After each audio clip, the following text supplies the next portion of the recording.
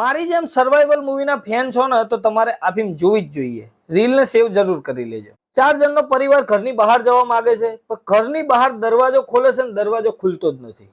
બધી ખિડકી, દરવાજા, દિવાલ બધું જ તોડવાની કોશિશ કરે છે, કાચ તોડવાની કોશિશ કરે છે, પણ કંઈ જ ખુલતું નથી. અને કાચ જો તૂટે તો ફરીથી એ જોઈન્ટ પણ થઈ જાય છે. આ ઘરમાંથી બહારના લોકો જોડે સંપર્ક કરવો પણ મુશ્કેલ હોય છે. કહેવાનો મતલબ કે ઘરની અંદર એ રીતે પરિવાર કેદ થઈ જાય છે કે બહાર જવા માટે કોઈ રસ્તો નથી. એની આજુબાજુ વાળા પણ આ રીતે જ ફસાઈ જાય છે. આ બધું થઈ રહ્યું છે એક વરસાદના કારણે. વરસાદની અંદર એવું તો શું છે?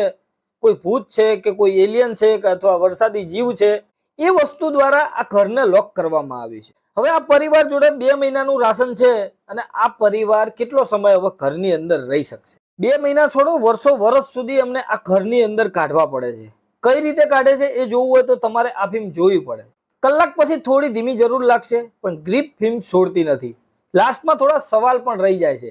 આ ફિલ્મનું નામ ધ લાસ્ટ હોમ છે અને નેટફ્લિક્સ પર હિન્દીમાં જોવા મળશે. તમે જોયું હોય તો કોમેન્ટ કરજો તમને કેવી લાગી છે અને ફોલો કરી લેજો સિનેમા શો.